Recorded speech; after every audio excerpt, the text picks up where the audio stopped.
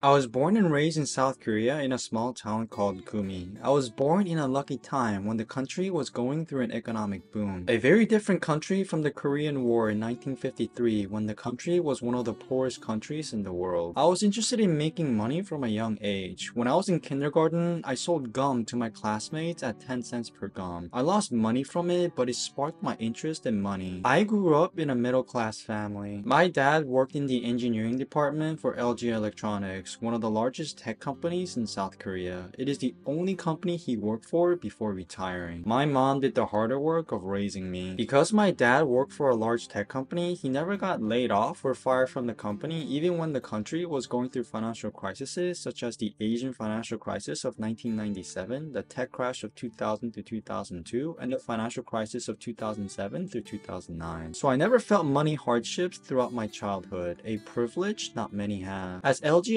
Electronics grew in size, so did the opportunities they gave my dad. The company promoted my dad and gave him choices to work internationally either in Europe, South America, and the United States. I don't know how my dad knew or saw the opportunity to work in the United States, but he chose to work in the United States in the end. So my family moved from South Korea to the United States all the way to the southern border in McAllen, Texas when I was 8 years old. Given that the city was mostly a Hispanic population, I was a minority of the minorities. I did not know any English, the American culture, or where my family would be living. As an 8-year-old, I was scared, and on the last day before going on the airplane out of South Korea, I asked my mom, "Are we ever gonna come back?" My mom lied and said yes. But this began my journey to start a new life in a new country. My dad worked in Reynosa, Mexico, and he commuted every day to work there from McAllen. Looking back, moving to the United States was the best decision my parents ever made for me. I was on the way to being a mediocre person in South Korea with mediocre grades and mediocre intelligence. But starting a fresh life in the United States was a lottery win with endless opportunities that I never appreciated until I was older. For school, I left South Korea in the second grade, but the elementary school in McAllen put me in the third grade for some reason. Apparently, the school asked me questions as a test when enrolling, and after questioning me, the school administrators put me in the third grade even when my parents insisted that they put me in second grade. To this day, I cannot remember what they asked me, but this is how I skipped the grade and how I got my start taking English as a second language classes in elementary school. I grew up from a family of privilege and I fully admit that. I grew up in a middle-class family with loving parents who gave me a good life. We were never rich, but we weren't poor either. When I wanted a Game Boy Advance to play Pokemon Emerald, my parents bought me the game. We lived in a 2,000 square foot 3-bedroom home and never went hungry and had running water and electricity. I also never felt unsafe in the house. I got average grades in elementary school, A's and B's here and there, but never C's. That was until one day my mom told me in passing when I was in the 5th grade that I need to start doing better in middle school. That day, I got scared. I had no idea what was going to happen to me if I didn't do well in school and get good grades. So from then on, I took school seriously and did extracurricular activities like chess and tennis. I also graduated top 5 in the class in middle school. In high school is when my mom started talking to me more about money and savings, and I learned about how important saving money is from her. She would go over a household budget with me from time to time, and I got interested in budgeting from then on. While my parents were really great with teaching me about saving money and budgeting, they were not so great with teaching me about investing. In either case, I still did well in high school and graduated 4th in the class out of 800 students. This is also when I got my first job as a cashier at Sears, making $7.25 an hour working in the summer when I was a junior. I also tutored my Korean neighbor with English, making $15 an hour in the summer at the same time. Ever since I heard my parents talk about money, I wanted to be rich. I saved money from my birthdays, I saved wages from my job, and anything else in between. It's how I saved $10,000 by 17 years old. After high school is when I enrolled in the University of Texas at Austin, the only college that accepted me. My parents paid for my college education, although I did get scholarships to help with tuition as well. When I got to college, my desire to get rich never changed. I learned about income, saving, and credit, and I got my first first credit card at 19. I always paid off the full balance and never paid interest. This is also when I got interested in increasing my credit score and signed up for more credit cards. I still have and use my credit cards from college. I double majored in finance and economics and minored in math, computer science, and accounting to make myself attractive to employers. I wanted to get into investment banking and was never able to. I also looked for other ways to make money in college, like selling candy bars. It never went anywhere. To make money, I got jobs working in the college's gym for $8.25 an hour, and I worked in the college's call center asking alumni for donations, making $8 an hour plus $3 an hour bonus. I eventually got promoted to lead caller, making $9 an hour plus $3 an hour bonus, and then to supervisor, making $11 an hour plus a $3 an hour bonus, but it was a stressful job and I quit after a year and a half. I got finance internships and worked every summer. I started as a finance intern at Applied Materials, a semiconductor company, when I was a sophomore, making $18 an hour. I interned at Stout, a valuation services company, making $16 per hour plus overtime to $24 an hour when I was a junior. And I interned at a real estate valuation company when I was a senior, making $10 an hour that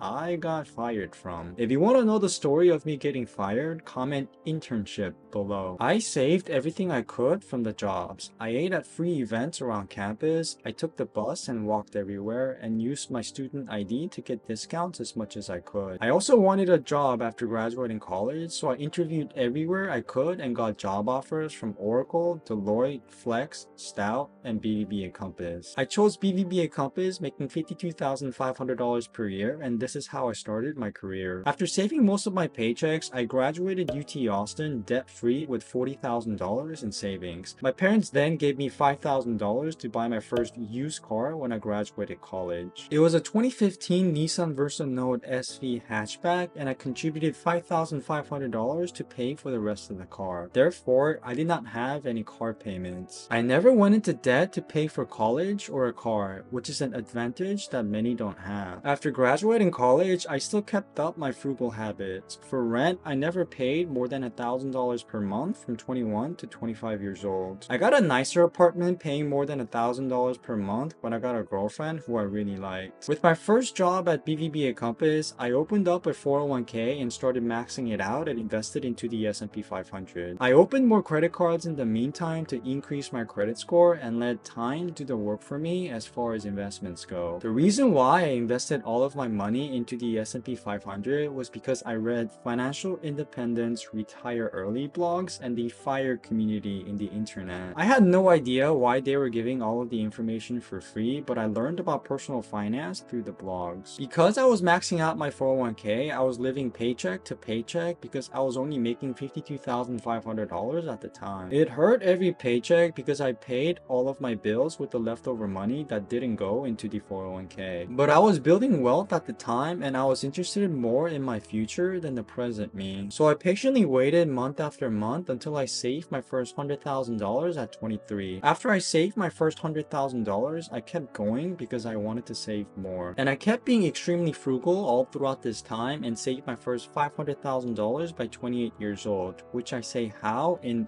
this YouTube video. I never felt like I missed out on anything. I never felt regret that I was missing out on the best years of my life in my 20s, and looking back, I would make the same decisions that I made. I saw my life as a part of a building process. I saw my 20s as the time to sacrifice, work hard, not complain, and set myself up for success. And I saw my 30s as a time to capture the rewards from the work that I put in my 20s. And I saw my 40s to be an even better decade, and so on. Because I personally did not want my future kids and family to struggle with money. I know how much not having money feels like because I lived the paycheck to paycheck lifestyle before. At 29 years old, about to enter my 30s, I will let you guys know if I regret making the decisions that I did in my 20s. I have dreams of becoming a millionaire one day, and I hope to become one day. I also hope to help others become a millionaire through my YouTube videos as well. I offer one-on-one money and business coaching calls for me to help increase your net worth for just $150. If my video gave you value, smash the like and subscribe button for more free money content and get richer. If you would like to know what my net worth at 29 is, I left the video here for your enjoyment. Thank you for watching. See you next time.